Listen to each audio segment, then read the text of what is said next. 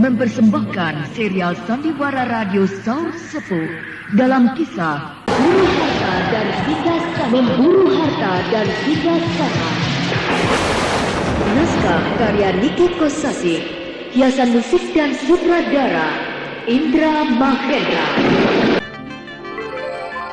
Pada kisah yang lalu, yang berjudul Perawan Bukit Lejar, dikisahkan yang berjuluk si Jari Besi dengan sangat mudah melempar dua gadis sekaligus. Danti dan Suli dilemparkan ke tengah-tengah telaga yang airnya dalam dan langsung diserbu oleh anak buahnya. Melihat itu, Anjani sangat marah dan langsung menyerang si Jari Besi.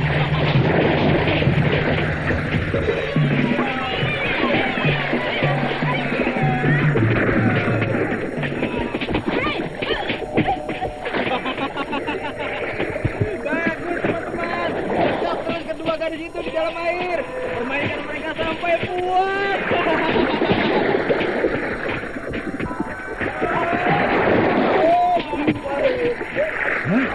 Teman-temanku dari dalam air mencelat, terlempar ke atas sambil berteriak-teriak kesakitan.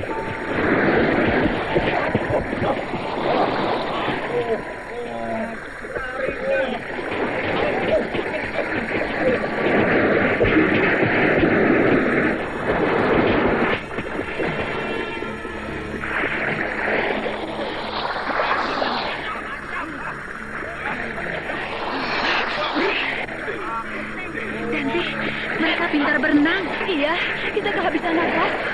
Ayo Dante, kita naik ke darat atau ke tepi, cari yang dangkal. Ayo. Mereka mau lari, mau naik ke darat.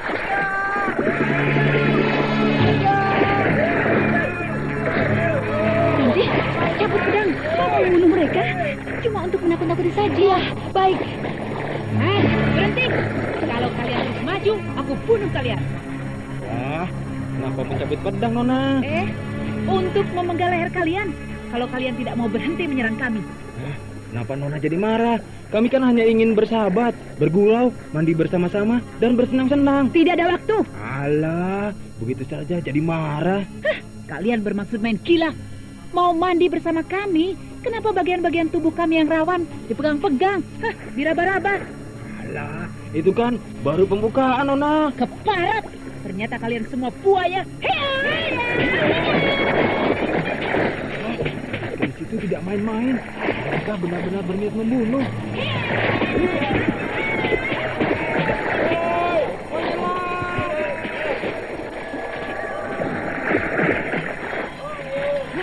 Mereka menyerang.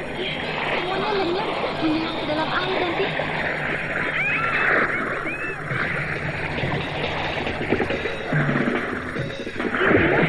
Aku dipegang-pegang. Jalan, derma kencang banget. Cepat lompat ke darat. Ayo. Nanti, sekarang kita sudah berada di darat ya. Kita sudah aman, bisa bertarung dengan baik. Kita salah besar. Selama ini tidak pernah berlatih bertarung di air, baik sambil berenang atau sambil menyelam. Iya, kita jadi bulan-bulanan mereka. Mereka masih menyelam, Danti. Pasti mereka sedang mencari-cari kita. Ayo, siapkan senjata bunga anggrek. Bunga anggrek hitam? Iya. Begitu mereka muncul ke permukaan air, langsung diberondong dengan bunga anggrek hitam. Iya, betul. Biar kapok. Mana mereka? Gadis-gadis itu.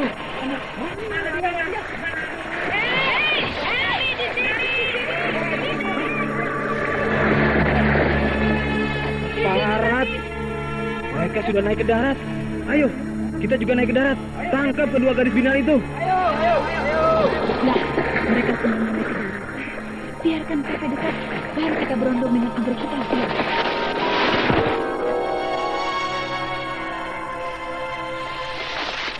Hei, Nona, mau kemana? Kenapa tergesa-gesa naik ke darat? Kita kan belum puas mandi bersama. Mandi bersama di telaga bosan. Mendingan mandinya di darat, lebih asik. Boleh. Di air atau di darat, sama-sama enak. Kami siap meladeni sampai kapan saja. Marilah lebih dekat lagi. Sekarang sikat.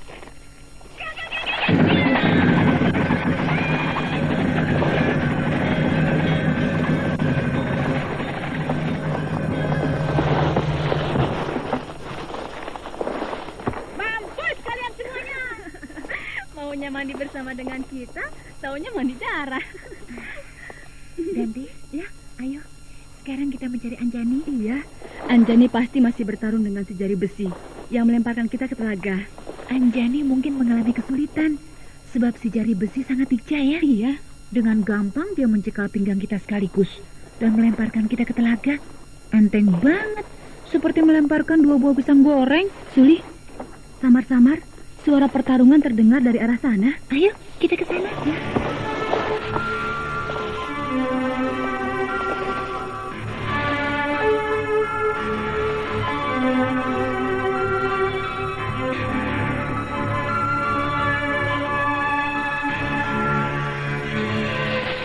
Itu mereka. Iya.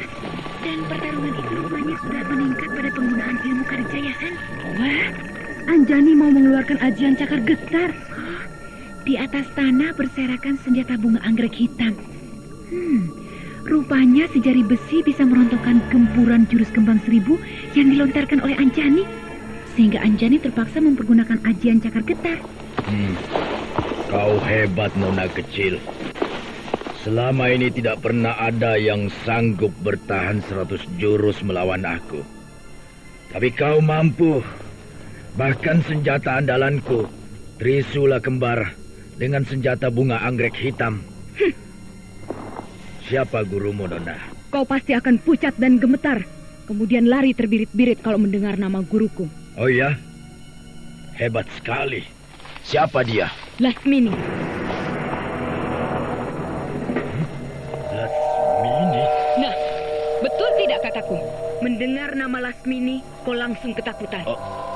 Aku tidak pernah bertemu dengan Lasmini. Tapi sering mendengar namanya yang katanya sangat dikjaya. Hampir menyamai kedikjayaan Brahma Kumbara. Pasti kau tidak pernah bertemu dengan Lasmini.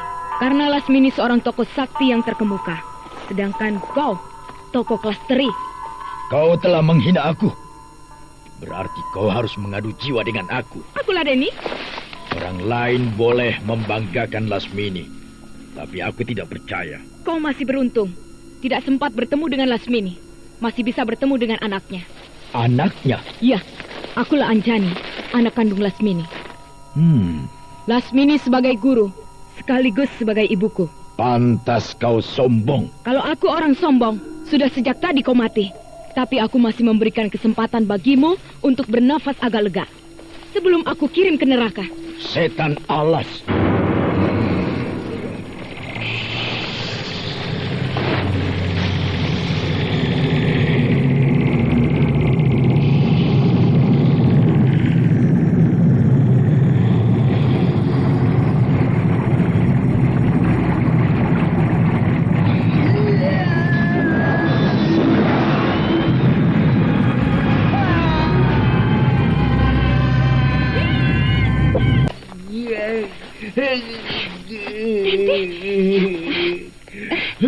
Ganti, iya. Anjani menang. Iya. Si jari besi terdorong ke belakang, jatuh terduduk di tanah sambil memegangi dadanya dan menyeringai menahan sakit. Anjani tidak apa-apa. Dia tetap berdiri dengan tegar.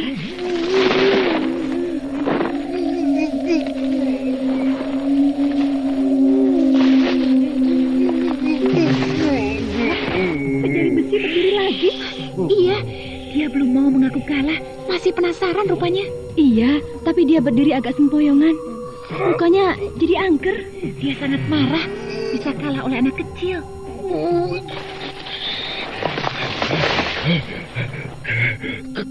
Kau hebat, bocah ayu. Ilmu apa yang kau pergunakan? Nah, makanya kau harus percaya pada kehebatan Lasmini. Yang barusan aku pergunakan itu ilmu kadikjayaan tingkat menengah. Kau sudah sempoyongan. Apalagi kalau aku keluarkan ilmu kadikjayaan tinggi. Pasti kau akan binasa. Betapa kau terlalu menghina aku. Belum pernah si jari besi dipermalukan seperti ini. Aku tantang kau untuk mengadu jiwa. Aku ladeni. Wah, si jari besi mau mengeluarkan ilmu kadikjayaan yang berbeda dengan yang tadi. Pasti ilmu kadijayaan andalan sebagai pamungkas yang lebih tinggi dari yang tadi. Iya, Anjani tidak punya ilmu kerjayaan lagi.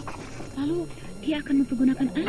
Ilmu telapak beracun. Oh iya, dia baru bisa. Belum sempurna tapi... Tidak apa? Hitung-hitung melakukan uji coba. Anjani, gunakan ilmu telapak beracun, Anjani. Iya.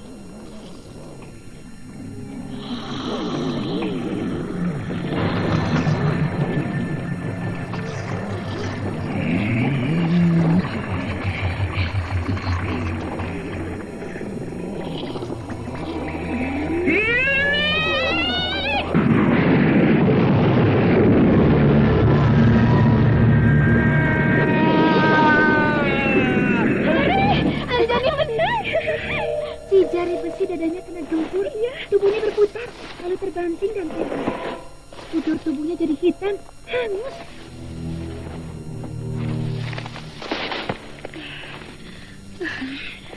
Anjani, syukurlah kau menang. Tapi aku jadi ngeri. Ngeri? Kenapa? Kau lihat akibatnya. Iya. Ilmu telapak tangan beracun yang diajarkan oleh nenek Lejar kepadaku. Ternyata sebuah ilmu pembunuh yang sangat mengerikan. Iya, aku juga merasa ngeri, Anjani. Bulu kuduku berdiri. Di dada si jari besi ada bekas telapak tanganmu, Anjani. Tampak jelas berwarna hitam. Tubuh si jari besi jadi hangus. Benar-benar mengerikan, Anjani. Iya, terlalu dahsyat. Jangan sering-sering dipergunakan.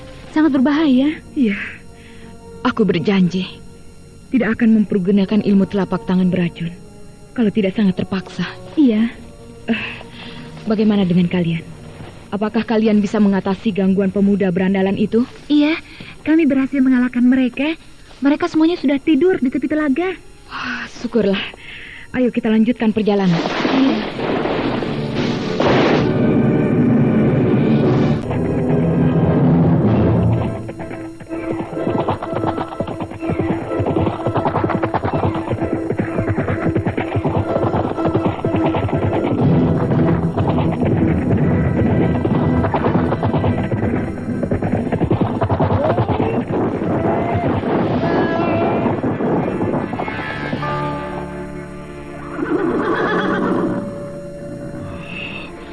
Kita sudah sampai di kaki Gunung Katon. Apakah kita sudah berada di wilayah Wetan? Wah, sudah banget Dawala. Sejak 10 hari yang lalu, kita menempuh perjalanan. Kita sudah lama berada di wilayah Wetan. Oh, Di depan kita ada jalan bersimpang 2. Kalau lurus menuju ke Tambilan, jadi kita harus belok mengambil jalan yang ke kanan. kenapa harus ke kanan, Raden?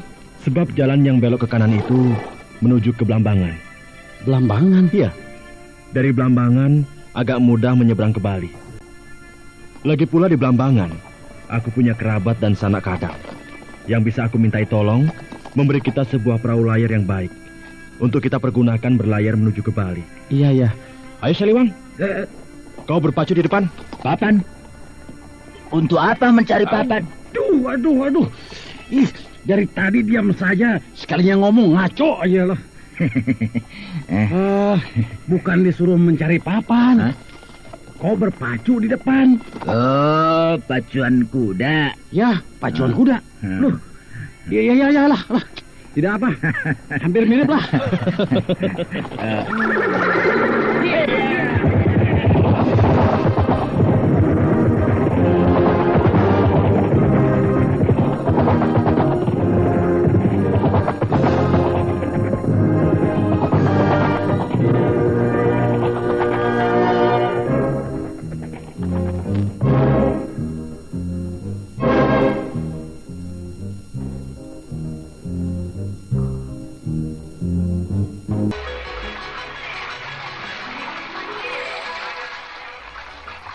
Nah, Dawala, Saliwang, kita sudah sampai di ibu kota kerajaan Blambangan. Ramai juga ya. Kotanya besar ya.